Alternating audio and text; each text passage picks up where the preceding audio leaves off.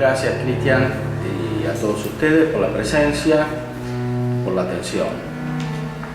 El tema de la mística en San Juan de la Cruz es evidentemente muy amplio, es el doctor principal de la mística en el campo de la teología católica, es como Santo Tomás para la dogmática, para la filosofía, y por eso la Iglesia lo recomienda especialmente como guía para el estudio de la teología espiritual o, como decían los antiguos, teología mística.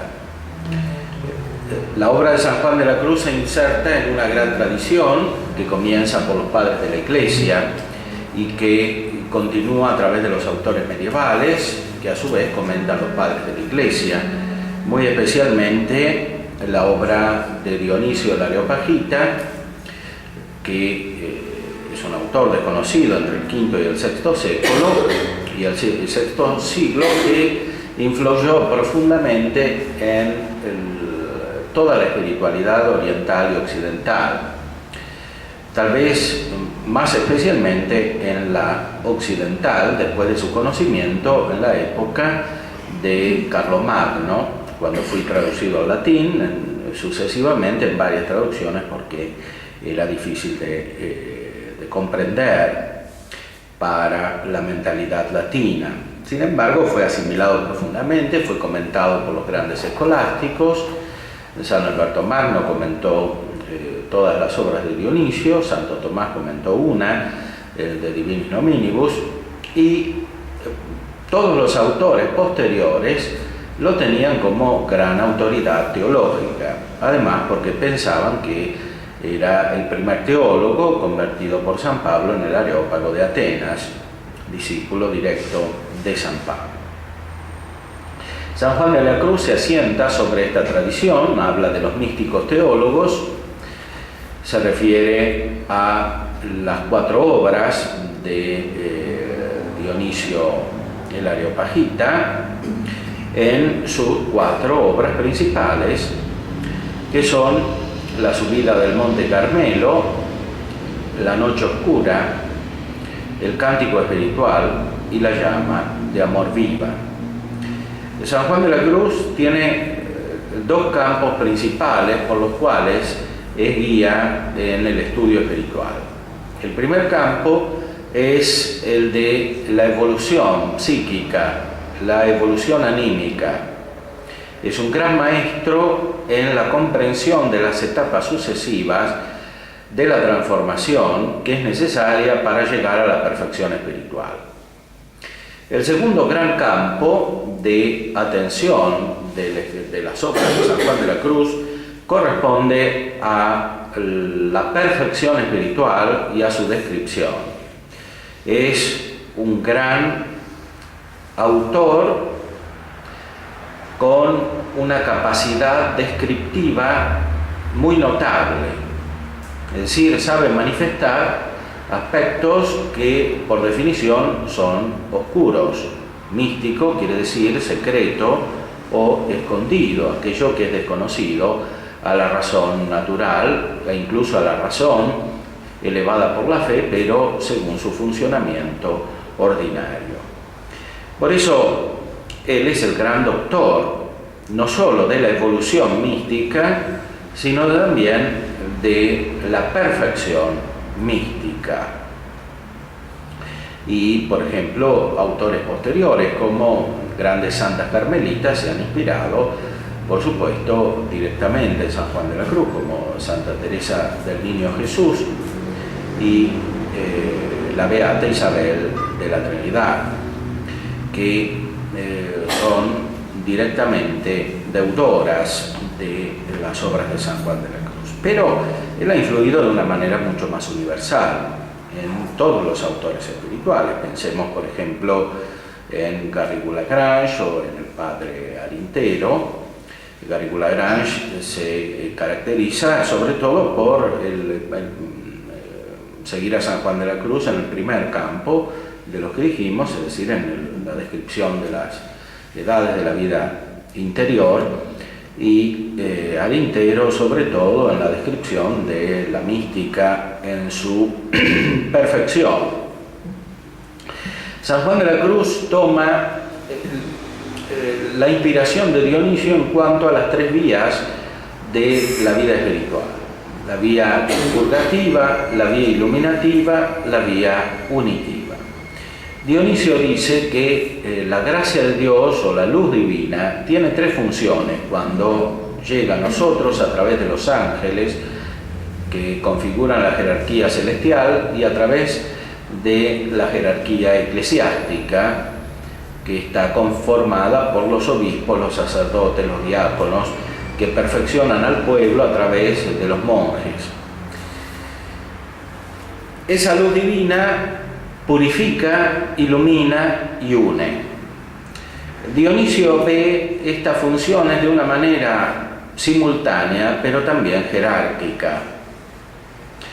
Los diáconos son los que purifican, los sacerdotes los que iluminan, los obispos los que perfeccionan.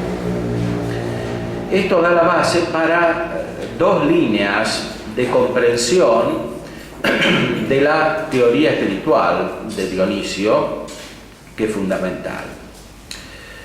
Una línea subraya el aspecto evolutivo, otra línea subraya el aspecto simultáneo de la triple función de la luz divina cuando desciende hacia nosotros.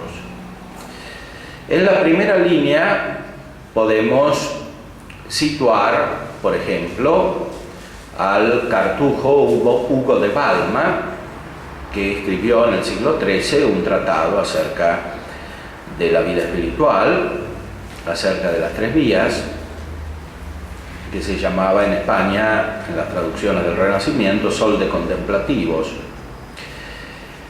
En época sucesiva encontramos justamente al mismo San Juan de la Cruz, que explica la evolución espiritual según estas tres etapas: primero la purgativa, después la iluminativa, después la unitiva. La obra de San Juan de la Cruz es preparada por otros autores, por ejemplo, Juan Taulero o Enrique Herb. Taulero era dominico, Herb era franciscano. También otro gran autor que influye desde lejos y directamente es Juan Ruysbrock, o Ruysbrock, como lo llamaban en el Renacimiento algunos. Ruysbrock es un autor verdaderamente profundo y algunos temas de él se encuentran en San Juan de la Cruz. Otra línea que deriva de Dionisio el Areopagita comprende la triple función de la luz divina de purificar, iluminar y perfeccionar de una manera principalmente contemporánea. Los autores principales que comprenden así la luz divina son, en el siglo XIII, Buenaventura, San Buenaventura, que se inspira muy directamente sobre Dionisio. Él también escribió un tratado de las tres vías y muchos otros libros, como el Itinerario de la mente hacia Dios, etc. Y comprende estas tres vías como un cierto reflejo de la Santísima Trinidad. Otro gran autor que entiende la triple función de manera contemporánea es San Ignacio de Loyola. En los ejercicios espirituales vemos que la primera semana corresponde a la vía purgativa, la segunda a la iluminativa y la tercera y la cuarta corresponden a la vía unitiva. Es evidente que en 3 semanas no se puede tener la evolución completa, o en 4, de la vida espiritual. Por eso es claro que San Ignacio ve en su método de transformación espiritual, práctico y sobre todo dirigido a las personas que se inician en la vida espiritual, una aparición de las tres funciones de la luz divina. Tornando a San Juan de la Cruz, debemos decir que si bien él establece este orden sucesivo en la eficacia de la luz divina, según 3 grandes etapas, esquemáticamente distinguidas de un modo muy claro. También es verdad que él considera implícitamente cómo en cada una de las etapas está la otra, y por eso dice que la evolución espiritual en todas las personas no se da de la misma manera. Más aún subraya que no hay ninguna persona que ni en la mitad coincida con el camino espiritual que tiene otra persona. Lo dice explícitamente. Por eso hay que tomar el esquema sucesivo de las tres etapas de la vida espiritual como una indicación para comprender en profundidad la evolución espiritual. Presentemos estas tres etapas brevemente. La primera corresponde a la purgación o purificación. Significa que una persona que es variable en la vida espiritual porque entra y sale de la vida de la gracia, no es estable aunque tenga fe. Se determina a servir a Dios, como dice San Ignacio, es decir, cambia de una manera profunda y se purifica de los restos más evidentes de los pecados anteriores. Y esto es la purificación del sentido. Esta purificación tiene por objetivo principal, por la acción de la gracia misma, acomodar la vida del sujeto al orden de la razón. Todavía la persona no es un gran espiritual, aunque eventualmente tenga fenómenos sensibles, tenga grandes sentimientos en su conversión, tenga luces que le vienen, que a él le parecen muy elevadas, pero en realidad son muy cercanas a la imaginación. En esta etapa se dan grandes cambios y se dan grandes tempestades también, grandes tormentas que confluyen en una época de crisis que San Juan denomina con el símbolo de la noche oscura, porque esos sentimientos y esas luces imaginativas cambian de manera de ser y dan lugar a una vida más racional y más espiritual. Por eso después de la etapa purgativa o purificativa viene lo que San Juan de la Cruz denomina noche del sentido. La noche del sentido es una etapa de pasaje entre una acción de la gracia divina que está principalmente dirigida a reformar la conducta, sobre todo en sus aspectos externos, a una etapa en la cual la gracia divina procede de manera más interior, llega a iluminar especialmente las potencias espirituales, la inteligencia, y a fortificar la voluntad. Es la etapa iluminativa. El pasaje entre la primera etapa y la segunda se llama Noche del Sentido y tiene dos versiones según San Juan de la Cruz. Una es la de la purgación activa y otra es la de la purgación pasiva. Estas dos maneras de purgación en realidad se comunican en su raíz porque el fundamento es siempre la gracia divina. Solo que en la primera manera la iniciativa de la operación la tiene el sujeto. Es él quien se esfuerza, por decir así, ejercitándose, o con un término de la tradición, en manera ascética, que quiere decir justamente por el ejercicio, para reformar sus hábitos viciosos. Si bien son importantes también los actos, reformar los actos desordenados, subraya San Juan de la Cruz que lo principal es lograr la extirpación de los hábitos viciosos. Los hábitos son un intermedio entre la potencia y el acto, como explica Santo Tomás. Son disposiciones cuasi naturales que se han formado en la persona. Si bien un principiante en la vida espiritual, es decir, aquel que está en la vía purgativa, está en gracia de Dios, porque si no está en gracia de Dios todavía no es principiante, está antes que toda esta evolución espiritual. Si bien está en gracia de Dios y por lo tanto no tiene los hábitos del pecado mortal, subsisten en él muchos hábitos de pecados veniales, incluso muchos hábitos que son inconscientes, es decir, que no son conocidos por el mismo sujeto que los posee.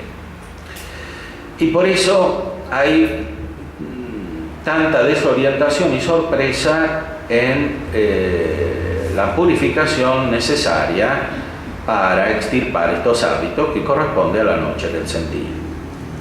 Porque si bien el ejercicio activo con iniciativa en el propio individuo es importante, sin embargo no logra su objetivo si no se realiza la purificación pasiva, dice San Juan de la Cruz, que viene de la gracia de Dios.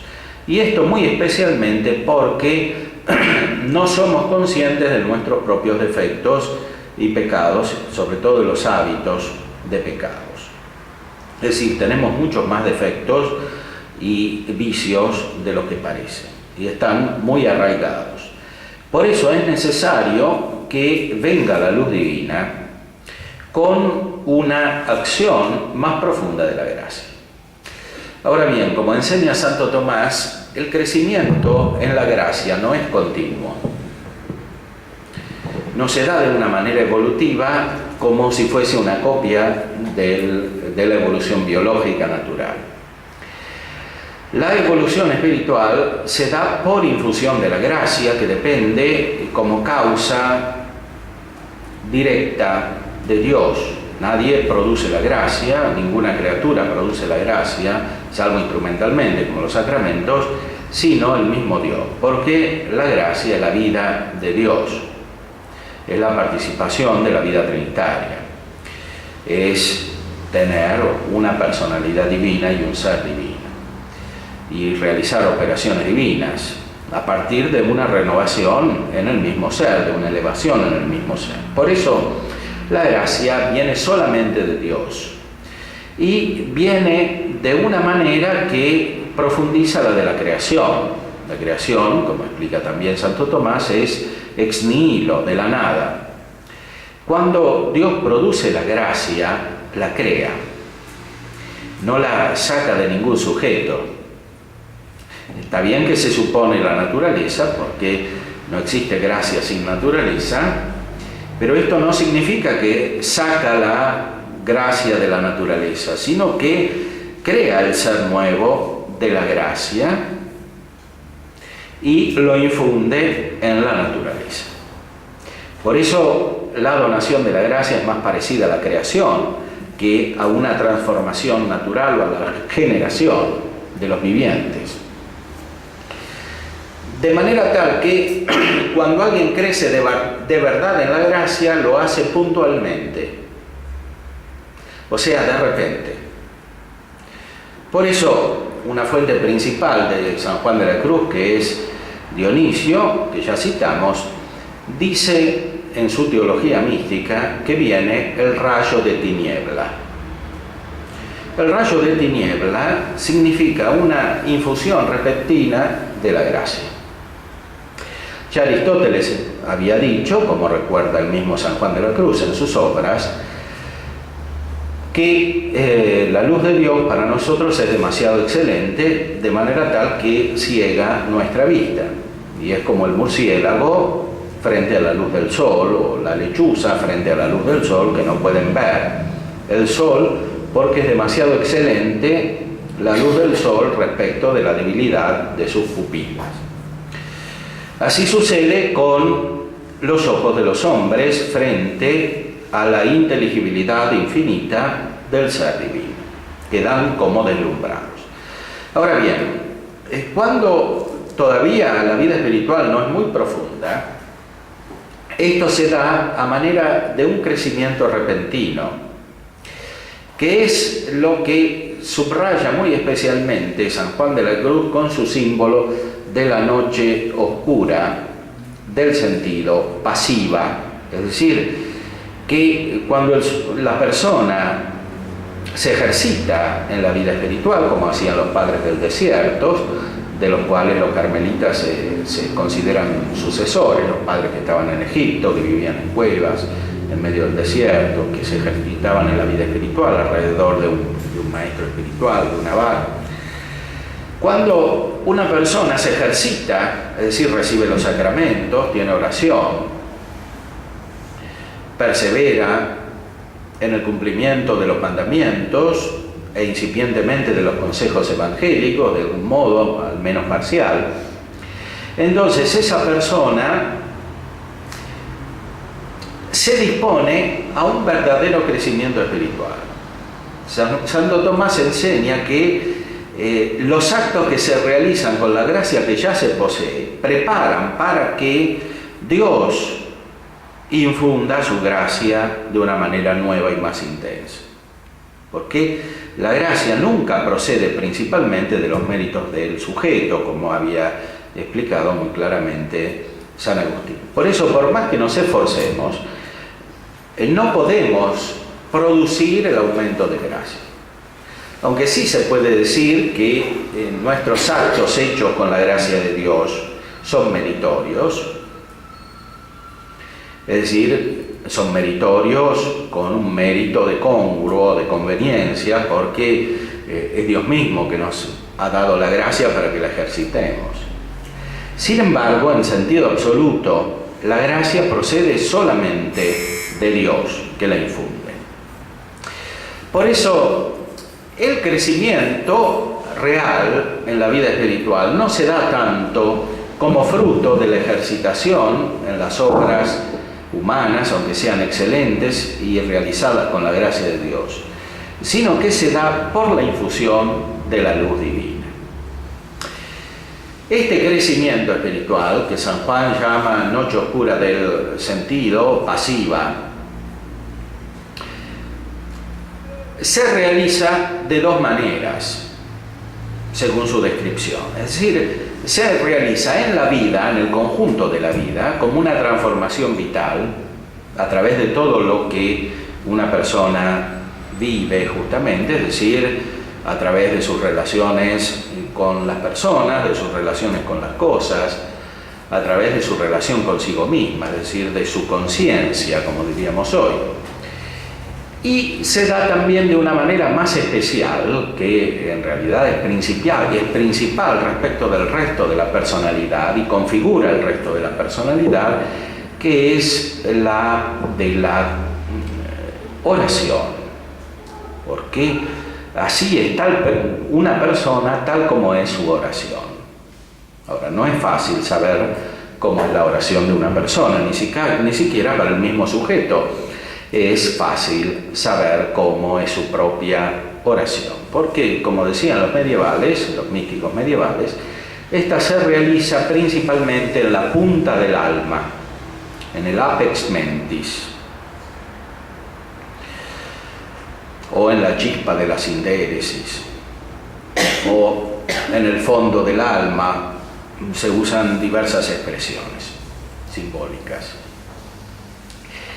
Esto quiere decir que la oración, entendida en su sentido más profundo, es la que da la configuración última al conjunto de la personalidad, es decir, al conjunto de las disposiciones habituales que permiten la operatividad de una persona. Todo depende de la oración, o de la falta de oración también, porque hay una falta de oración que produce una disposición negativa, que es fundamentalmente una disgregación de la personalidad, porque sea desde el punto de vista natural, sea desde el punto de vista sobrenatural, que incluye el natural, se unifica la persona y por tanto la personalidad, si la definimos como un conjunto de hábitos operativos, se unifica la personalidad a partir de la inteligencia. Entonces, la oración se realiza principalmente con la inteligencia movida por la voluntad. Es verdad que la caridad es superior a la fe y la caridad está en la voluntad, pero no hay oración sin ejercicio intelectual. San Juan Damasceno decía, en una definición famosa que está todavía en el Catecismo de la Iglesia Católica, que es una elevación de la mente hacia Dios. Evidentemente, cuando no hay ninguna elevación, sino que hay un alejamiento de Dios, la personalidad se configura de una manera fundamentalmente diferente y en vez de unificarse se disgrega, como se ve muy claramente en los autores contemporáneos, en los posmodernos, incluso en los modernos también, que tienden a hacer desaparecer el sujeto. En cambio, cuando la oración como ejercicio intelectual unifica la personalidad, todo el sujeto recibe el influjo de esta vida intelectual profunda. La enfermedad psíquica o psicológica, si se quiere, con un término menos apropiado, de nuestra época fundamental es la falta de uso de la inteligencia. Esta es la raíz de todas las otras enfermedades.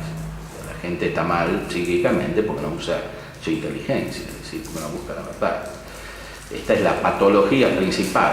Ahora, el remedio principal es el ejercicio de la inteligencia en cuanto se dirige a la realidad fundamental, a la fuente de todo lo inteligible, que es la fuente de toda la realidad, es decir, a Dios mismo. Ahora, ¿cómo se realiza esta dirección, o usándole el término a San Buenaventura, este itinerario de la mente hacia Dios? Se realiza, dice San Juan de la Cruz, de dos maneras diferentes. En la primera etapa, cuando la persona es principiante, se realiza a través de actos complejos, justamente porque la gracia de Dios no ha llegado todavía de una manera tan profunda y no ha unificado la personalidad. Estos actos complejos, en cuanto están referidos a Dios, toman el nombre tradicional de meditación. Meditación es un término genérico, quiere decir uso de la mente, ejercicio de la mente. Esta meditación no es solamente algo de la inteligencia, especialmente no lo es en los que comienza la vida espiritual. Intervienen muchos elementos que corresponden, sea la voluntad, pero de una voluntad todavía no muy elevada por la caridad. Muchos elementos que corresponden a las potencias afectivas, que son voluntad por participación, como dice Santo Tomás, es decir, el apetito irascible, el apetito concupiscible, y elementos que pertenecen a la imaginación. Por eso, por ejemplo, San Ignacio en sus ejercicios espirituales hace imaginar la vida de Cristo, cómo está uno, cómo Dios está mirando el mundo, etc. Tener afectos, sentimientos. Todo eso es meditación. Tomar el Evangelio, pensar, razonar acerca de las enseñanzas de Cristo, aplicarlas a la propia vida. Todo eso es denominado meditación y es absolutamente necesaria para crecer en la vida espiritual e incluso para perseverar. Los autores espirituales son concordes en afirmar que sin meditación no puede haber vida espiritual. Más aún, muchos pierden la vida espiritual simplemente por el hecho de no hacer meditación, que puede ejercitarse de muchas maneras.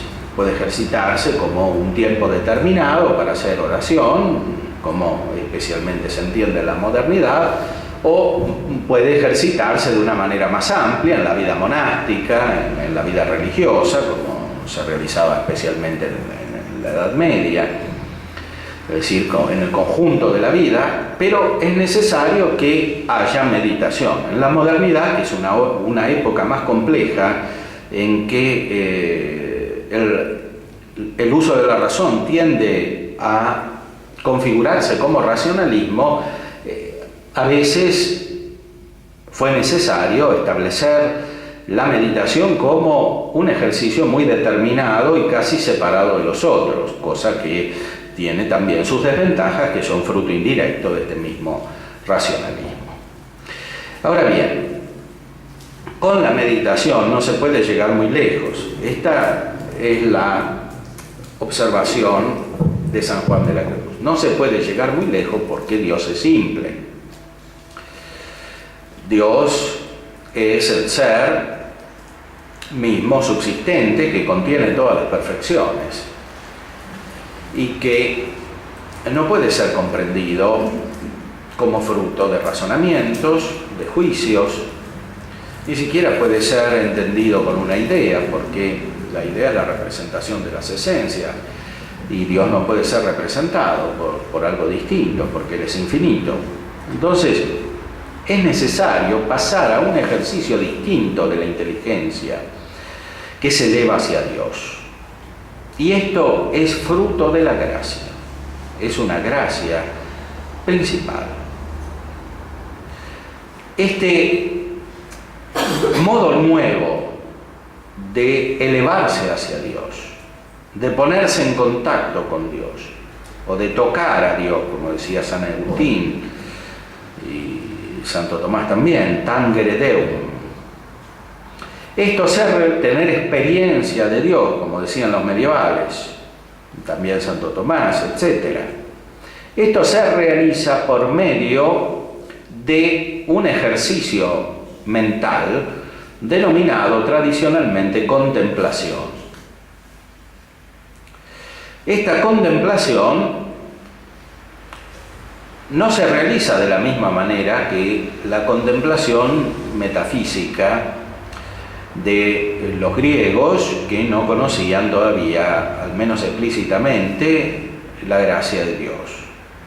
Aristóteles habla muy excelentemente de la contemplación como fin de la vida humana, pero no conocía la Santísima Trinidad, no conocía la encarnación del Verbo, no conocía las virtudes teologales, la fe, la esperanza, la caridad, sobre todo no conocía el primado de la caridad. Por eso, para Aristóteles, la contemplación es un ejercicio de gente inteligente, de gente libre, rica, que no tiene que trabajar, que no es esclava. Nuestro Señor Jesucristo ha ofrecido la contemplación a todos. Esto es el sentido del Evangelio. Y la contemplación no es solamente ejercicio de la inteligencia, es ejercicio de la inteligencia acompañado fundamentalmente por el afecto. Santo Tomás, en la segunda, en las cuestiones 179 en adelante, explica la función del afecto, que incluye lo que hoy llamamos voluntad y la afectividad, en la contemplación.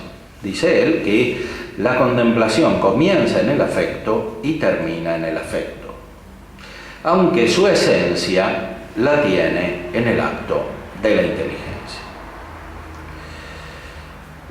San Juan de la Cruz se inserta en esta tradición, explica profundamente cómo se realiza la contemplación. Contemplación es conocimiento amoroso de Dios, porque consiste principalmente en el ejercicio de los dones espirituales, de los dones del Espíritu Santo más elevados, es decir, principalmente los de sabiduría, entendimiento y ciencia. El don de sabiduría es la manera más elevada por la cual podemos acceder a Dios. El don de sabiduría completa la fe. La fe nos une a Dios como objeto de nuestra inteligencia y el don de sabiduría eleva nuestra persona de manera subjetiva para que se configure en cierta manera las personas divinas y pueda realizar actos al modo divino. El don de sabiduría corresponde a la presencia del Hijo y del Espíritu Santo enviados por el Padre. Santo Tomás, en el comentario a la sentencia, se explica que el don de sabiduría, por un lado, corresponde al Hijo en cuanto es sabiduría, por otro lado, corresponde al Espíritu Santo en cuanto es don. Y esto es así porque, como explica él mismo en la Suma, cuando habla de la Trinidad, el Verbo la palabra de Dios no es una palabra cualquiera, sino una palabra que inspira amor. Porque el verbo de Dios es el fruto de la inteligencia del Padre, del acto de inteligencia del Padre, y expresa el conocimiento que el Padre tiene de sí mismo y que Dios tiene, Dios entero, las tres personas, tiene de sí mismo. Ahora, ese conocimiento es inseparable del amor, por eso del Padre y del Hijo procede el Espíritu Santo. No solamente del Padre, sino también del Hijo, como enseña la teología latina y expresa el credo en el famoso Filioque. El Espíritu Santo procede del Hijo y el Hijo está unido con el Espíritu Santo. Y por eso cuando recibimos la misión de las divinas personas, es decir, la misión del Hijo y del Espíritu Santo, las recibimos juntas. Eso se realiza en el ser de la gracia, que es el ser nuevo, que nos eleva a la vida trinitaria, y se realiza también en operaciones nuevas. Las operaciones principales nuevas que podemos realizar con la gracia de Dios son los actos de las tres virtudes teologales, acompañados, completados, perfeccionados en cierta manera por los actos de nuestras potencias elevadas por los dones del Espíritu Santo, muy especialmente, como decimos, por el don de sabiduría del Espíritu Santo.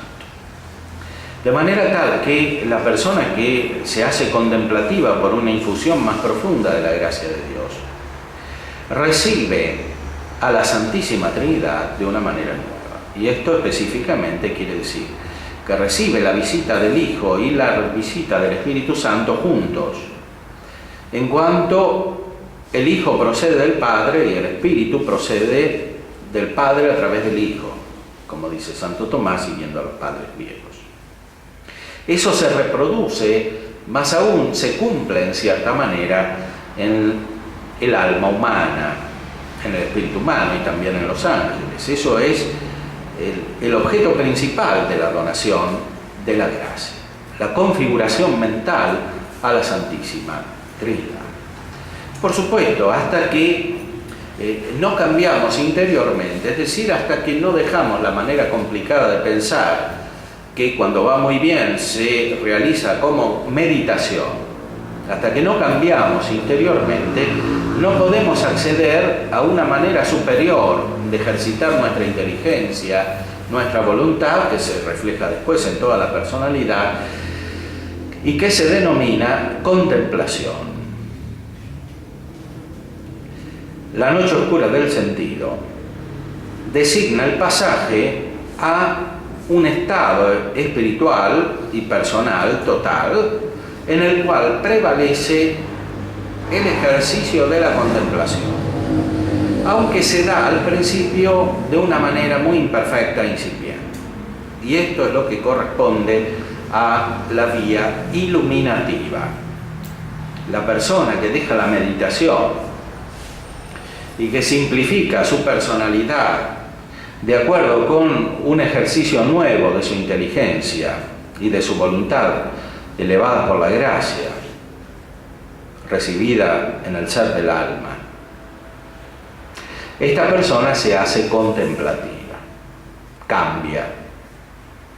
Y ese cambio es notable, no es algo imperceptible, es un cambio muy profundo, tan notable que a veces lo notan los otros también, no solo el mismo sujeto. Ahora, este cambio se da de maneras más o menos traumáticas. En algunas personas, dice San Juan de la Cruz, se realiza de una manera más tranquila, pero muchas veces se da de una manera más traumática. Y esto depende de la vida anterior de cada sujeto. Las personas que han tenido un desorden más profundo, que han caído en pecados más graves o que han tenido más oscuridades en su inteligencia o más deformaciones, realizan esta transformación de una manera más externa y de una manera, por decir así, más espectacular. Y acompañada por crisis más agudas, aparentemente. Es decir, por desequilibrios transitorios de la personalidad que son muy notables. Porque en este periodo de pasaje en que la configuración de la personalidad cambia para centrarse en un acto más profundo de la inteligencia, las otras potencias y los otros hábitos que se han desarrollado en la persona quedan como descolocados, porque no son todavía proporcionados a este ejercicio más profundo de la inteligencia. Más aún, a veces, en algunos casos no son para nada proporcionados y deben ser eliminados, porque muchas de las características que al principio aparecían como positivas en una persona, hasta como virtudes, después aparecen como vicios. Las mismas características, los mismos modos de operar, las mismas disposiciones. Esto se realiza en lo que denomina San Juan de la Cruz la noche pasiva del sentido. Cuando se supera esta etapa de transformación, que supone mucha oscuridad, mucha crisis, mucho cambio, entonces se entra en una etapa más uniforme y tranquila, que es una etapa más intelectual, en el sentido más profundo del término. La persona se hace de verdad racional, y por hacerse racional se hace intelectual, porque el verdadero ejercicio de la razón es cuando el intelecto, es decir, la capacidad intuitiva de la razón, se hace más vigorosa, se entiende más la realidad. Ahora bien, todavía la persona no se ha configurado profundamente a la vida trinitaria, porque los que están en la vía iluminativa son muy intelectuales, pero todavía poco divinos. Es decir, no viven directamente de la vida trinitaria, de la percepción de los misterios de la Santísima Trinidad y de la encarnación del Verbo desde la Trinidad. Contemplan a Dios de una manera más aguda, más profunda, y contemplan las cosas creadas a la luz de Dios. Pero, aunque está presente el don de sabiduría, que es la meta de todo el reordenamiento de la personalidad, sin embargo, todavía prevalecen actos realizados con la inteligencia y con la voluntad y con las otras potencias, muy al modo humano. Y si bien están presentes ya los dones del Espíritu Santo, se manifiestan sobre todo los de ciencia, y especialmente el de ciencia y especialmente el de intelecto. O sea, la inteligencia se hace más aguda, pero no es todavía divina. No ve todo a la luz de la Santísima Trinidad. No es contemplación trinitaria.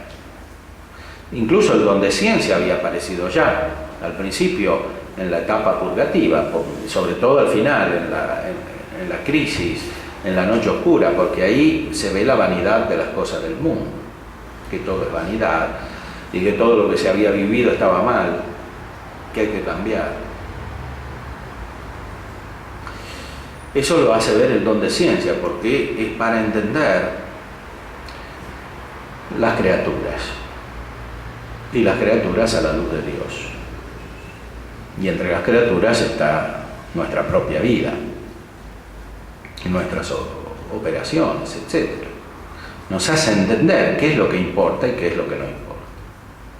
El don de intelecto nos hace contemplar las verdades de la fe, pero no directamente como misterios, sino justamente como verdades de fe. Sabemos lo que quiere decir la fe. Y eso no simplemente porque adherimos casi externamente a las verdades de fe, que oímos proclamar, sino porque de algún modo las contemplamos, más o menos perfectamente. Esto corresponde a la vía iluminativa. Aquí dice San Juan de la Cruz, la oración se transforma en contemplación. Y esto significa que no se realizan actos complejos en la oración. O sea que la mente está quieta, en unión con Dios. Aunque no se capte distintamente, claramente, qué es lo que se contempla. Aquí se ejercita especialmente lo que dice Santo Tomás en la Summa contra Gentiles, es decir, que Dios es conocido sicut distinctus ab omnibus, como distinto de todas las cosas. Por eso aquí prevalece muy especialmente el camino negativo, apofático, la vía negativa. Cuanto más entendemos las verdades de fe y las verdades naturales que están incluidas en la verdad de fe, por ejemplo, que Dios es creador del mundo, que Dios es perfecto, que tiene muchos atributos que corresponden a lo que ha manifestado en las cosas creadas. Cuanto más contemplamos todo eso, más nuestra mente se simplifica y capta a Dios de una manera oscura, es decir, como algo que no se entiende. Y por eso especialmente dice Dios que esta contemplación es rayo de tiniebla.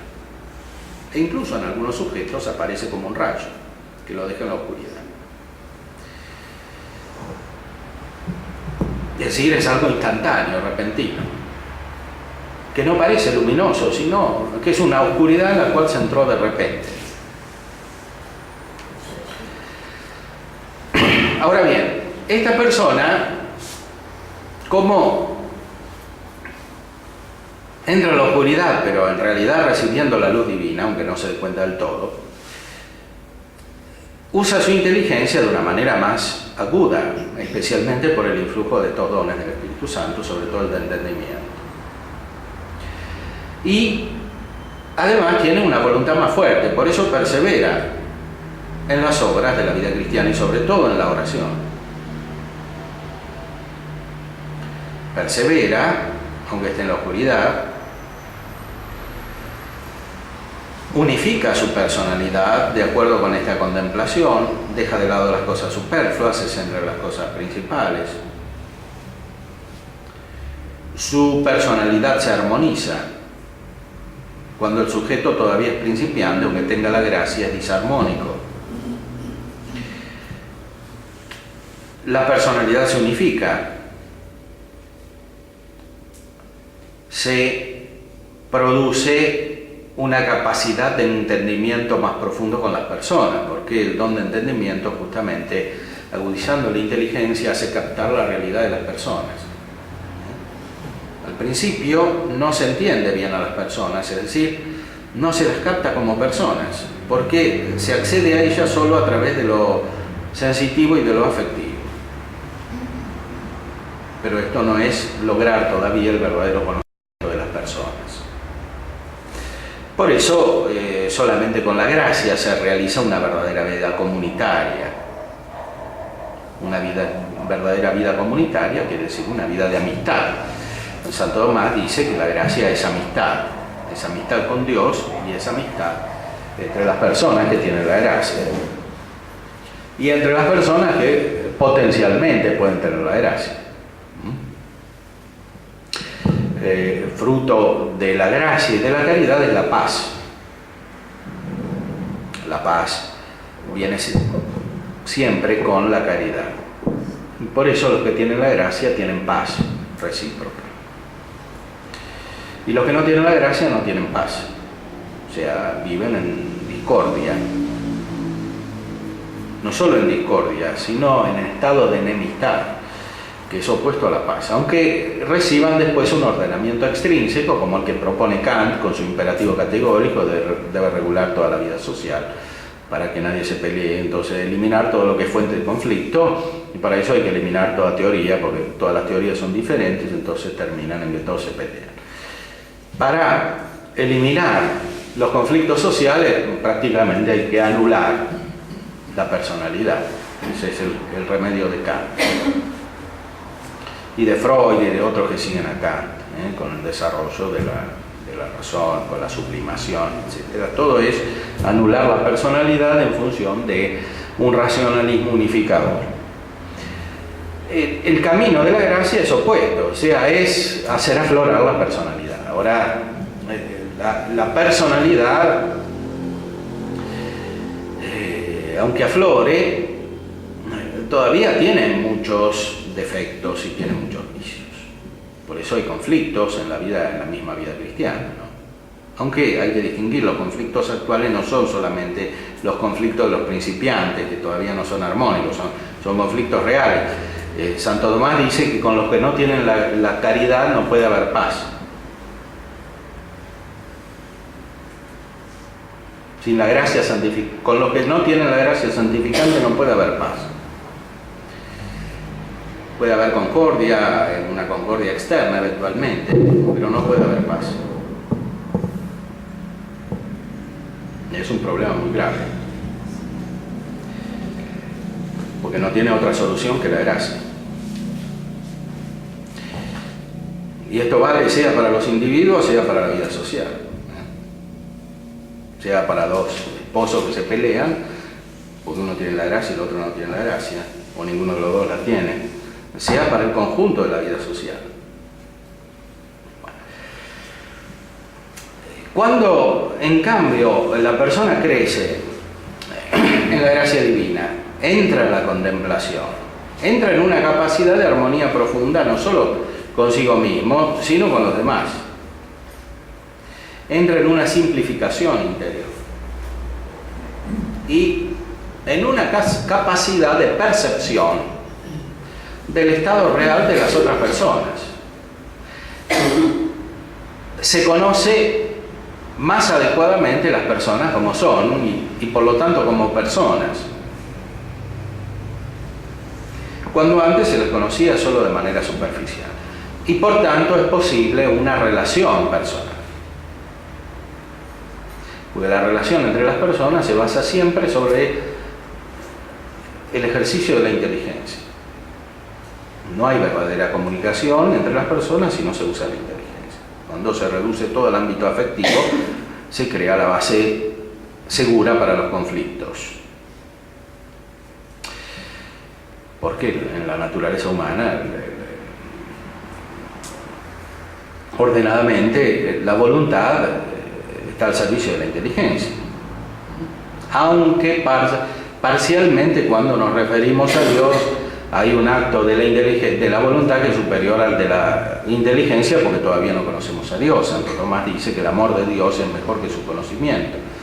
Melior est amor Dei quam cognitio, pero esto es algo provisorio porque todavía no conocemos a Dios. Entonces tenemos que amar conocer a Dios.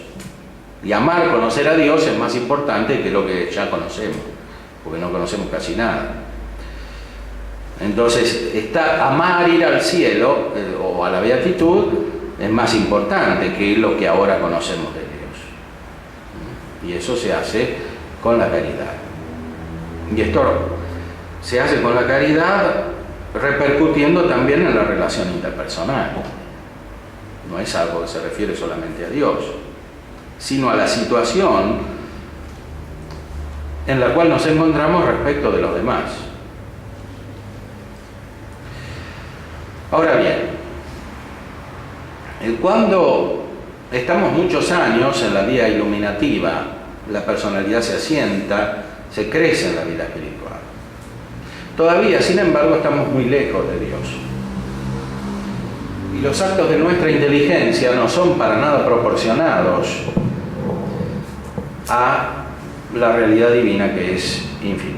Incluso dice San Juan de la Cruz que también en la vía iluminativa quedan muchos defectos todavía escondidos. Tanto es así que las personas que no son fieles a su contemplación se deforman más profundamente que los principiantes y traen mucho daño a la Iglesia, porque son personas más profundas.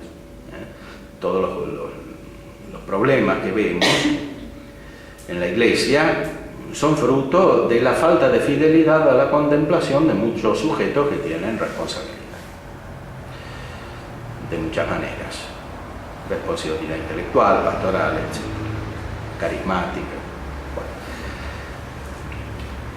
Esta falta de fidelidad desordena al sujeto en su relación con Dios y también en su relación con los demás. Muchas teologías que han tenido influjo muy negativo han surgido de esta manera, y muchas filosofías también. Es la base estructural, porque de otra manera una filosofía errónea no puede influir, porque es una colección de afirmaciones incoherentes. La coherencia se la da el modo como se desestructura la personalidad en una persona que en cierta manera es carismática respecto de los demás, porque tiene características más elevadas en algún campo, por ejemplo en el del conocimiento filosófico o en otros campos. Y al revés, una persona que se unifica santamente produce un influjo enorme en los demás, de una manera creciente. Ahora bien, incluso cuando esto se da adecuadamente, todavía quedan muchas imperfecciones, muchos vicios escondidos, que son profundos. Dionisio Areopagita dice que la purificación de Dios llega también a los ángeles. Y los ángeles son buenos y tienen la gracia. ¿Por qué se purifica la mente de los ángeles? Porque son ignorantes respecto del ser divino, que es infinito, que supera infinitamente la mente de los ángeles. Por eso Dionisio dice que en la jerarquía celestial los ángeles superiores purifican a los inferiores de su ignorancia.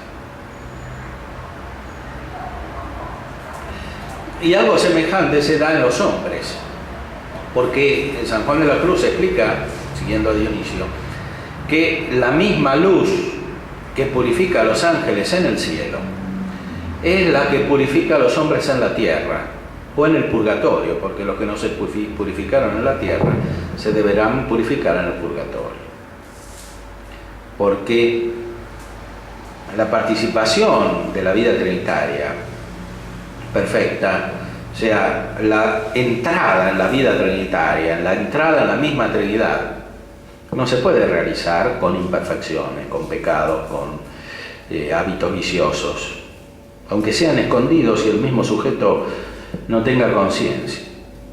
Hay que ser absolutamente perfecto para entrar en la presencia de Dios. Sed perfecto como vuestro Padre Celestial es perfecto. Por eso la purificación que hay que sufrir es tremenda, es enorme. Y por eso el purgatorio es una cosa tan seria y tan grave.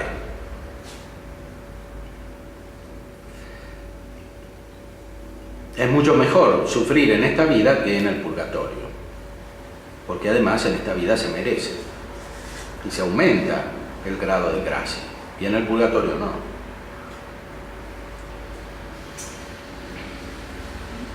Lo dice explícitamente San Juan de la Cruz: es la misma luz que nos purifica aquí en la noche oscura del sentido y después del espíritu, y en el purgatorio.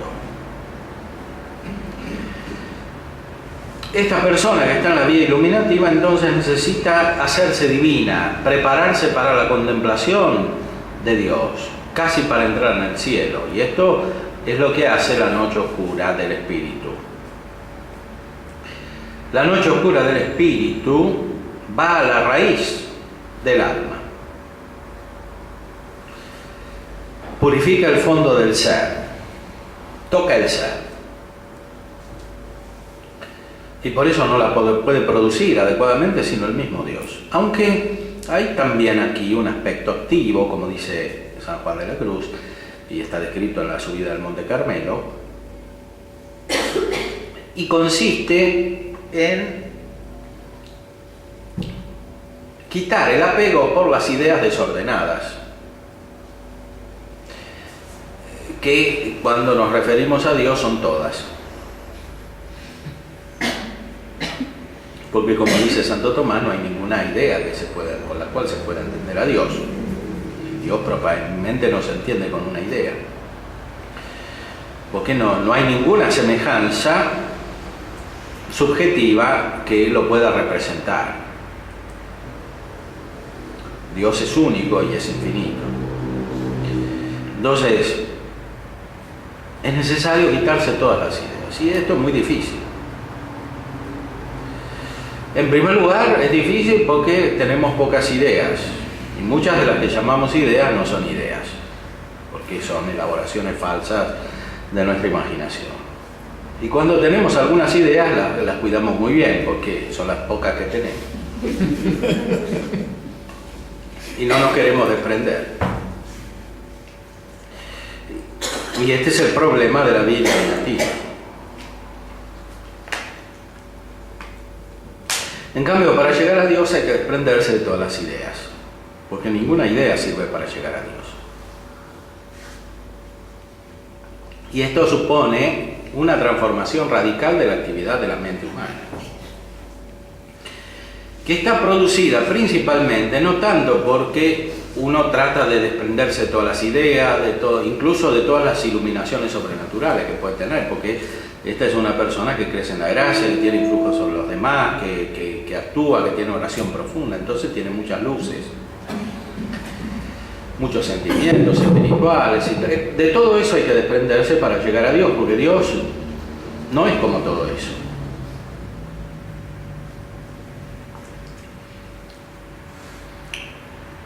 Dios no es parecido a nada de lo que existe en el mundo creado. Es distinto. Si bien todas las cosas muestran a Dios, son semejantes a Dios, sin embargo, en sí, su esencia, lo que Él es, no es nada de las cosas creadas. Es distintus ab omnibus, como decía Santo Tomás. Distinto de todo.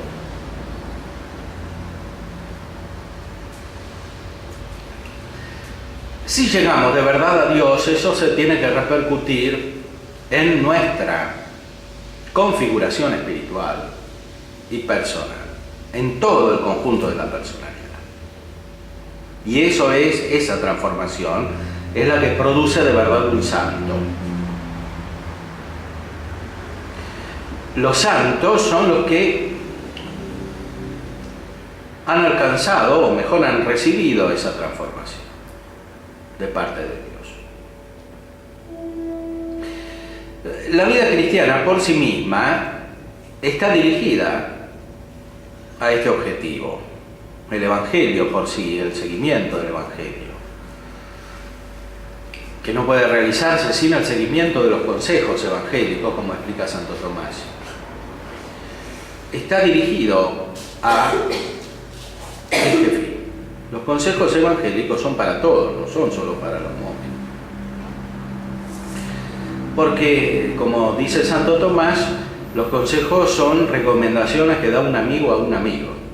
Y si tenemos un amigo y no seguimos ninguna de las recomendaciones que da, dejamos de ser amigos, porque entonces el otro evidentemente se aleja, porque dice, este no me hace caso en nada. ¿Qué clase de amigo es?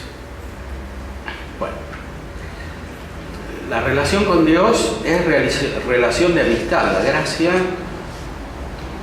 produce la caridad, está indisolublemente ligada con la caridad, es lo primero que produce. Y la caridad es amistad. Es amistad con Dios. Por eso no se puede llegar a la vida divina sin cumplir los consejos evangélicos, de un modo o del otro, en un tiempo o en otro tiempo. Además, en el Evangelio hay muchos consejos que están concentrados en la pobreza, la castidad, la obediencia, pero nuestro Señor los expresa de muchas maneras.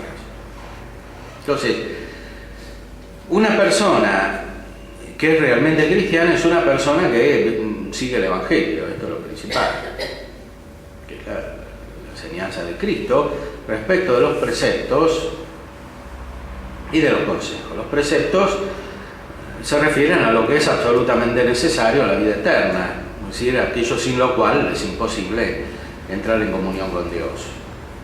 Pero para cumplir los preceptos es necesario también cumplir los consejos, aunque como son consejos no se cumplen todos de la misma manera ni de manera obligatoria. Se cumplen según el impulso que da la misma gracia. El Espíritu Santo te impulsa para cumplir los consejos de un modo o de otro y te va transformando, y lo que no pudiste cumplir en un momento lo cumplís en otro momento y de otra manera. Y esto es lo que realiza la evolución espiritual que describe San Juan de la Cruz. De esta manera, una persona llega a una perfección realmente muy elevada, en la cual la fe está iluminada por el don de sabiduría del Espíritu Santo. Aquí sí, los actos de la sabiduría se hacen estables. El hábito produce, la sabiduría es un hábito, produce actos continuos. La persona entra en un estado de contemplación perfecta que no es desde lejos, captar a Dios como distinto de todo. Es desde cerca. O sea, es manifestación del contacto íntimo con Dios, que es contacto con las tres divinas personas. Y es captación, aunque no sea todavía visión con la inteligencia, de las perfecciones divinas que están en su esencia. Es lo que describe San Juan de la Cruz en sus obras más elevadas, es decir, el Cántico Espiritual y la Llama de Amor Viva. Veamos, por ejemplo, algunos textos del Cántico Espiritual. Y máteme tu vista y hermosura, dice el verso en el Cántico Espiritual, canción 11, que es como si dijera, comenta San Juan de la Cruz: pues tanto es el deleite de la vista de tu ser y hermosura, que no la puede sufrir mi alma, sino que tengo de morir en viéndola. Máteme tu vista y hermosura. Dos vistas se sabe que matan al hombre, por no poder sufrir la fuerza y eficacia de la vista. La una es la del basilisco, de cuya vista se dice mueren luego. Otra es la vista de Dios, pero son muy diferentes las causas, porque la una vista mata con gran ponzoña y la otra con inmensa salud y bien de gloria. Por lo cual no hace mucho aquí el alma en querer morir a vista de la hermosura de Dios para gozarla para siempre.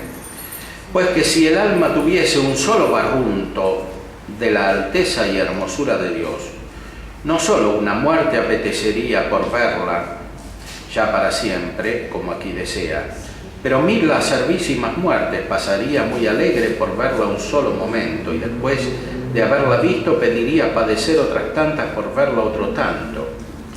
Es decir, cuando se llega a un estado de contemplación muy elevado, en el cual ni siquiera se tiene un barrunto, es decir, un lejano eco de lo que significa la visión beatífica, ni siquiera eso, pero algo se capta desde lejos. Uno preferiría morir antes que seguir viviendo para tener la visión de Dios.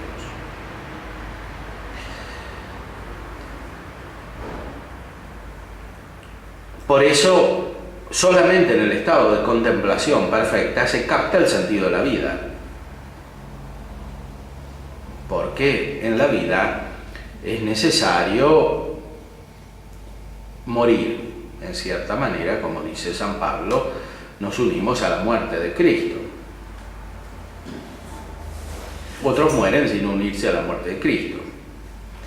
Los filósofos explican que el hombre es ser para la muerte, como Heidegger y otros. ¿Por qué? Porque saben que van a la muerte y no tiene ningún sentido ir a la muerte.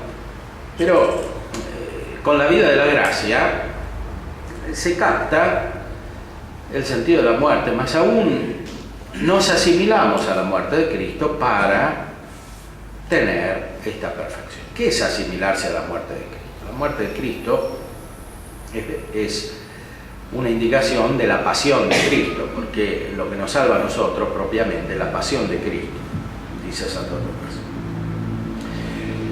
No es la muerte como separación del alma y cuerpo, sino la pasión, que es el acto de Cristo de caridad cuando estaba vivo. Entonces, cuando nosotros nos unimos a la pasión de Cristo, como dice la liturgia,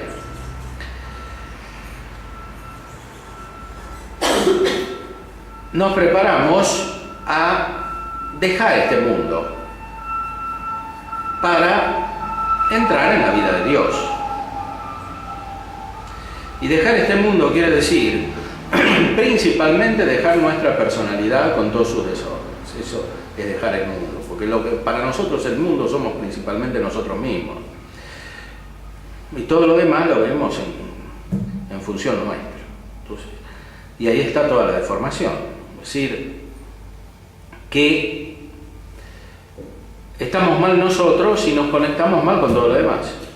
Bueno, morir quiere decir que nos despojamos del hombre viejo, como dice San Pablo. Es decir, que cambiamos de personalidad. No de persona, pero sí de personalidad. Es un cambio muy profundo. Para prepararnos a una vida nueva, que es la vida de Dios, que es totalmente distinta de esta. Y por eso el que encuentra el tesoro escondido, como dice Cristo, quiere desprenderse de esta vida. Esto a los cristianos contemporáneos no les gusta nada, porque subrayan que hay que estar en el mundo, que lo temporal, que las realidades terrenas, que hay que construir la ciudad del mundo, que hay que colaborar con los hombres, que no hay que escaparse, no hay que huir. Pero el Evangelio es uno y es el mismo que durará para siempre. Porque este mundo es como es. Y como dice San Pablo, pasa la figura de este mundo. Por eso el verdadero cristiano es el contemplativo que sabe cómo son las cosas. Él sabe cómo es el mundo. Pero sobre todo, cuando se transforma y se hace perfecto espiritualmente, comienza a vislumbrar quién es Dios. Y que todo lo demás es despreciable. Santo Tomás lo usa muchas veces esta palabra. El desprecio del mundo. Desprecio no quiere decir que el mundo como criatura de Dios es malo. Quiere decir que es despreciable comparado con Dios.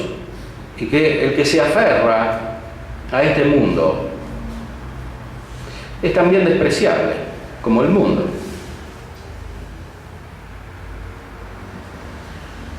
Es como el que encontró el tesoro y lo dejó perder, en vez de esconderlo.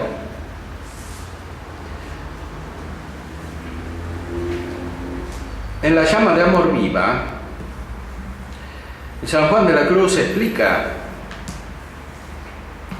muy desde lejos cómo se cumple esta contemplación. Es el libro más elevado de todas las obras de San Juan de la Cruz. Y no hay que maravillar que haga Dios tan altas y extrañas mercedes a las almas que Él da en regalar. Porque si consideramos que es Dios y que se las hace como Dios, y con infinito amor y bondad, no nos parecerá fuera de razón, pues Él dijo que en el que le amase vendrían el Padre y el Hijo y el Espíritu Santo y harían morada en Él, lo cual había de ser haciéndole a Él vivir y morar en el Padre y en el Hijo y en el Espíritu Santo en vida de Dios, como da a entender el alma en estas canciones. Oh llama de amor viva que tiernamente hieres de mi alma en el más profundo centro, pues ya no eres esquiva Acaba ya si quieres, rompe la tela de este dulce encuentro. Oh cauterio suave, oh regalada llaga, oh mano blanda, oh toque delicado, que a vida eterna sabe, y toda deuda paga. Matando, muerte en vida la has trocado. Oh lámparas de fuego, en cuyos resplandores las profundas cavernas del sentido, que estaba oscuro y ciego, con extraños primores, calor y luz dan junto a su querido. Cuán manso y amoroso recuerdas en mi seno, donde secretamente solo moras, y en tu aspirar sabroso de bien y gloria lleno, cuán delicadamente me enamoras. Comenta él la poesía. Sintiéndose ya el alma toda inflamada en la divina unión, y ya su paladar todo bañado en gloria y amor, y que hasta lo íntimo de su sustancia está revertiendo, no menos que ríos de gloria, abundando en deleites, sintiendo correr de su vientre los ríos de agua viva que dijo el Hijo de Dios, que saldrían en semejantes almas, parécele pues que con tanta fuerza está transformada en Dios y tan altamente de Él poseída y con tan ricas riquezas de dones y virtudes arreada, que está tan cerca de la bienaventuranza que no la divide sino una leve tela. Y como ve que aquella llama delicada de amor en que ella arde, cada vez que la está embistiendo, la está como glorificando con suave y fuerte gloria.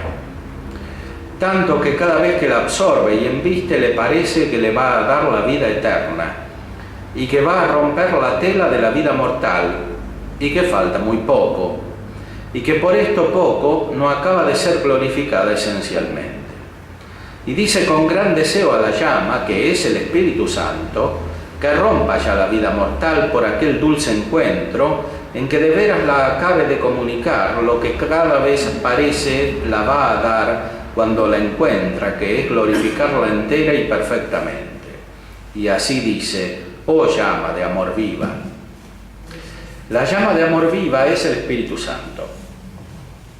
El Espíritu Santo que se percibe dentro del alma misma. Como explica Santo Tomás, la primera persona que llega a nosotros es el Espíritu Santo, es la que nos conecta con Dios, porque Él es conexión dentro de Dios. Así como conecta al Padre y al Hijo, nos conecta también a nosotros con Dios. Es el amor en Dios. Y por eso, cuando la vida se hace verdaderamente espiritual, es vida en el Espíritu Santo. La persona está movida por el Espíritu Santo según estas disposiciones que son los dones. Pero no solo según los dones, sino según también las virtudes y según las operaciones naturales. Todo está unificado por la acción del Espíritu Santo, que es una acción amorosa. Y la acción del Espíritu Santo nos hace reconocer la figura del Hijo y nos hace percibir como desde lejos al Padre, que toca con su mano suave, blanda, porque todavía no se lo conoce al Padre, porque experimentamos las personas que son enviadas, y el Padre no es enviado el Hijo y el Espíritu Santo. Cuando tenemos la experiencia del Espíritu Santo, tenemos la experiencia de Cristo, y no lo conocemos hasta que no tenemos el Espíritu Santo. Porque el Espíritu Santo, como dice San Pablo, es el Espíritu de Cristo. Lo dice muchas veces. Es el Espíritu de Cristo. Y por eso es una herejía tan grave decir que el Espíritu Santo no procede del Hijo. Santo Tomás la combatió mucho esta herejía. Ahora no le dan importancia. Dicen que pensamos lo mismo, pero no pensamos nada lo mismo. Porque es muy importante. Si no captamos que el Espíritu Santo procede del Hijo, no encontramos nunca al Hijo. Porque el Espíritu Santo es el Espíritu del Hijo.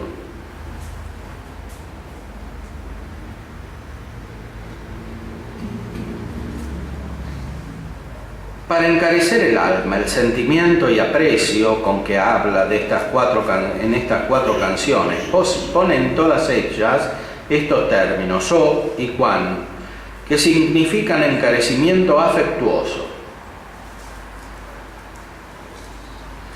los cuales cada vez que se dicen dan a entender del interior más de lo que se dice por la lengua. Y sírvelo para mucho desear y para mucho rogar persuadiendo, y para entrambos efectos usa el alma de él en esta canción, porque en ella encarece e intima el gran deseo, persuadiendo al amor que la desate.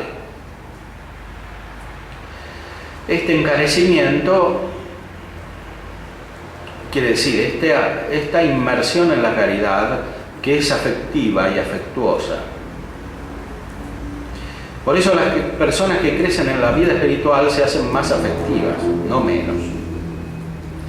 Pero con esta afectividad que viene del Espíritu Santo y que transfigura el conjunto de la persona. No se hacen racionalistas y frías. Lo explica muy bien Dionisio Cartujano en su libro sobre la contemplación. Porque la contemplación es sabiduría amorosa, afectuosa. Viene del Espíritu Santo. La persona racionalista no está preparada para amar a Dios como algo que no conoce todavía, como algo que lo espera, como algo que es más grande, o que capta todo como si trata todo como si lo entendiera, como si entendiera a Dios, como si entendiera a los demás, y por eso tiene falta de caridad además. En cambio, esta persona que está transformada espiritualmente por la presencia del Espíritu Santo se hace afectuosa, como decía Santo Tomás.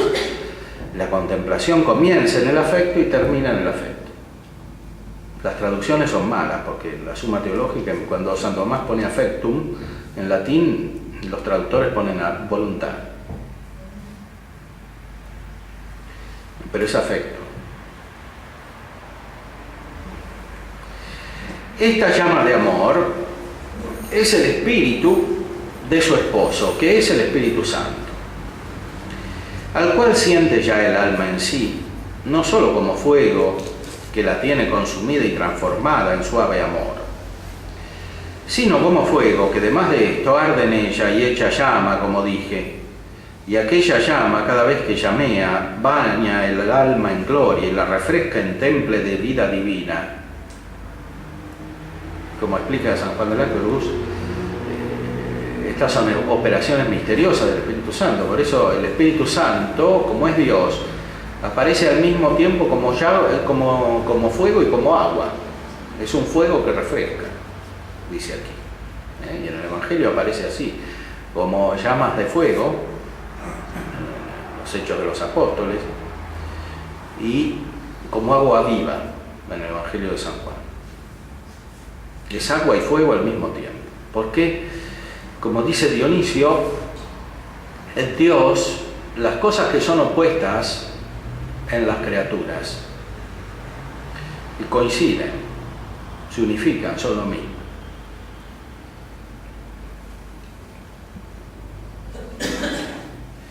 Y esta es la operación del Espíritu Santo en el alma transformada en amor, que los actos que hace interiores es llamear, que son inflamaciones de amor en que unida la voluntad del alma ama subidísimamente, echa un amor con aquella llama.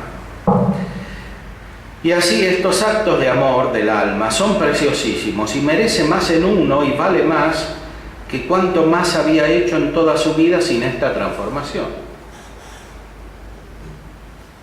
Y esto es un gran consuelo, porque no importa tanto lo que hicimos antes, sino lo que vamos a hacer, que es lo opuesto de la mentalidad racionalista que termina en una obsesión por el pasado, como en el psicoanálisis de Freud. Todo es ver qué pasó cuando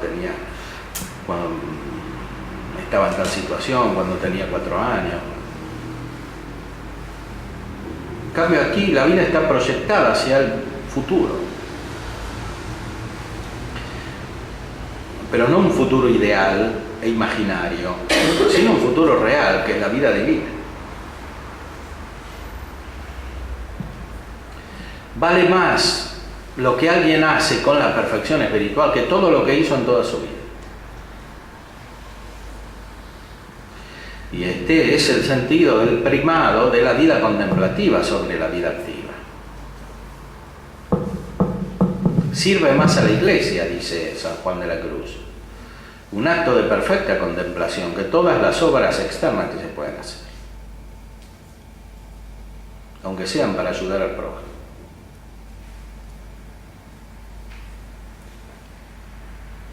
Y por eso el mismo Concilio Vaticano II subraya que por más urgencias que haya, siempre hay que darle el lugar adecuado a la vida monástica, que es fundamentalmente la vida contemplativa,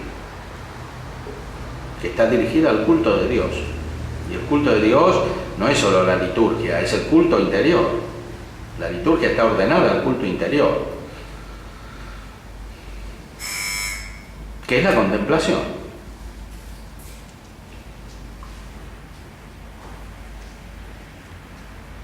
Y lo mismo vale para todos.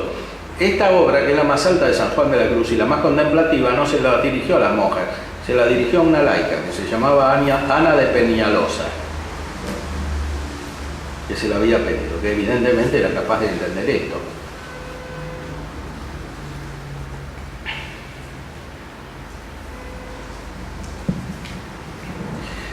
¿De dónde el alma, que está en este estado de transformación de amor, podemos decir que es su ordinario hábito, y es como el madero que siempre está investido en fuego?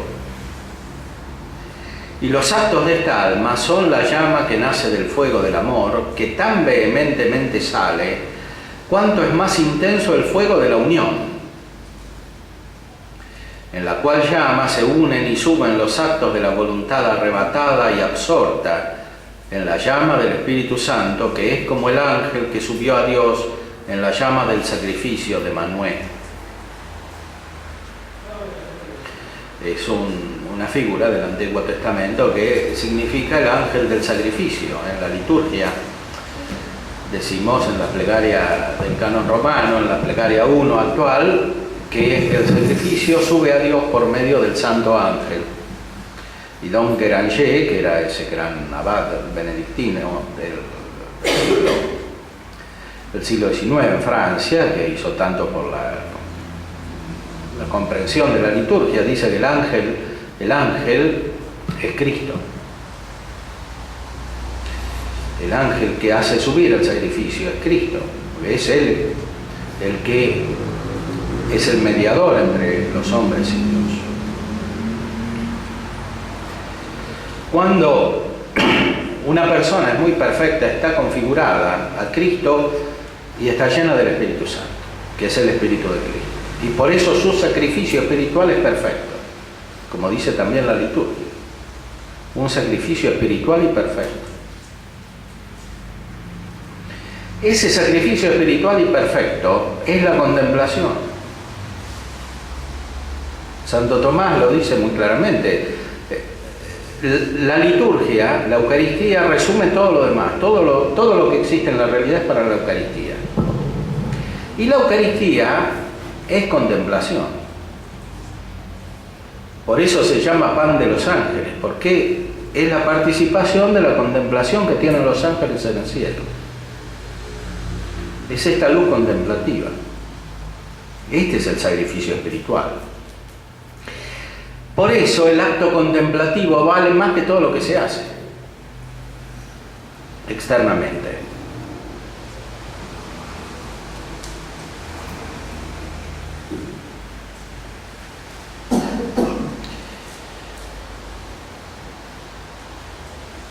Y así, en este estado, no puede el alma hacer actos, que el Espíritu Santo los hace todos y la mueve a ellos. Y por eso todos los actos de ella son divinos, pues es hecha y movida por Dios. ¿De dónde el alma le parece que cada vez que llamea esta llama, haciéndola amar con sabor y temple divino, está dando vida eterna, pues la levanta a operación de Dios en Dios? O sea, es como si el alma estuviese insertada en la vida trinitaria, no solo porque la recibiera, sino porque ella es parte de esta vida trinitaria. Es como si viera a Dios en Dios, como si estuviera unida a la procesión del Verbo por parte del Padre y a la procesión del Espíritu Santo por parte del Padre y del Hijo.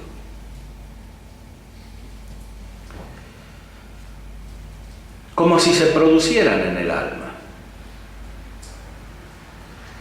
Y este es el lenguaje y palabras que trata Dios en las almas purgadas y limpias, todas encendidas, como dijo David. Tu palabra es encendida vehementemente. Y el profeta, por ventura mis palabras no son como fuego, las cuales palabras, como él mismo dice por San Juan, son espíritu y vida, las cuales sienten las almas que tienen oídos para oírlas, que como digo, son las almas limpias y enamoradas, que las que no tienen el paladar sano, sino que gustan otras cosas, no pueden gustar el espíritu, y vida de ellas antes les hacen sin sabor. O sea, son cosas que se sienten, dice. Esto lo sienten las almas, que tienen oídos para oír, porque además oyen. Son los sentidos espirituales que dicen los místicos. Es la experiencia de Dios. Como dice San Tomás cuando habla de la Trinidad, en el comentario de la sentencia, cognitio ista est quasi experimentalis. Este conocimiento es como experimental, porque es por contacto. Y por eso se expresa con estas maneras simbólicas, porque los conceptos que tenemos no alcanzan. Y los símbolos tampoco alcanzan.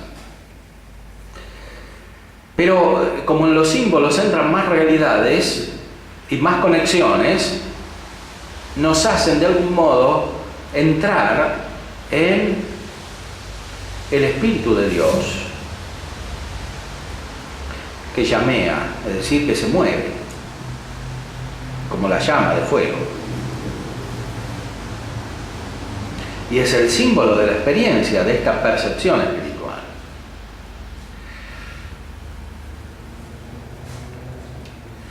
Y por eso, cuanto más altas palabras decía el Hijo de Dios, tanto más algunos se desabrían por su impureza, como fue cuando predicó aquella tan sabrosa y amorosa doctrina de la Sagrada Eucaristía, que muchos de ellos volvieron atrás. Es decir, muchos ante la vida mística retroceden. Porque son hombres animales, como dice San Pablo. El hombre animal no entiende las cosas del espíritu. El hombre animal es el hombre psíquico, o sea, el que se mueve por su alma en cuanto informa el cuerpo, nada más. Ahora ni siquiera hay hombre psíquico porque no se cree ni en el alma, pero cuando se creía en el alma por lo menos estaba el hombre psíquico, que es el hombre animal, como un perro que tiene alma.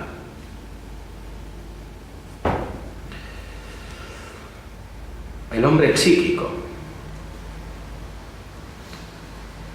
El hombre psíquico no entiende las cosas de Dios. Son necedad para él, dice San Pablo. Y lo mismo expresa San Juan de la Cruz. Por eso los hombres huyen de la contemplación. Y la enfermedad radical, lo que Hegel y Kierkegaard llaman la enfermedad mortal, que es un término de la fenomenología del espíritu y también de una obra de Kierkegaard. La enfermedad mortal es, en el fondo, rebelión radical ante la contemplación y ante quienes transmiten la luz de Dios que produce la contemplación, es decir, ante Cristo y ante los sacerdotes que son los perfeccionadores. Dionisio dice que el obispo es el perfeccionador y los sacerdotes los iluminadores. Es rebelión profunda. Y en el fondo es rebelión ante Cristo, porque Cristo nos trae una sabiduría escondida, como dice San Pablo, que para los judíos es escándalo y para los griegos es locura.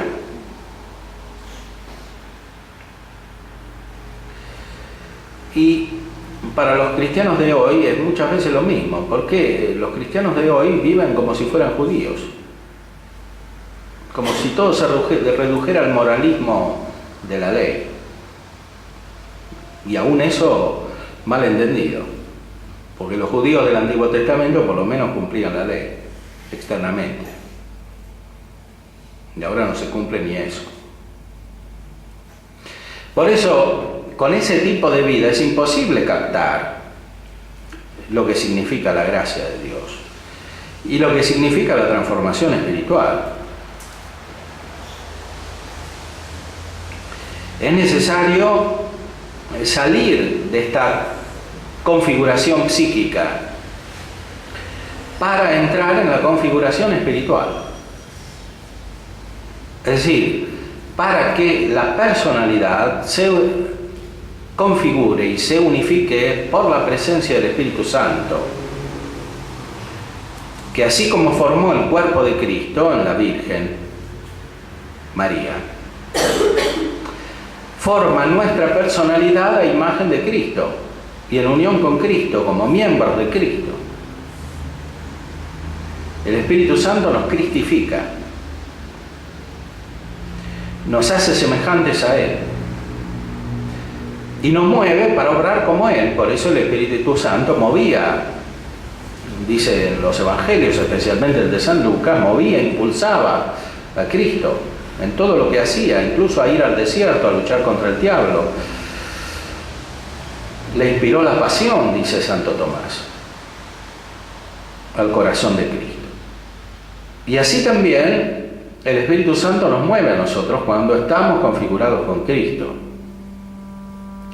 Y nos mueve a experimentar la pasión de Cristo que nos lleva a la misma resurrección de Cristo.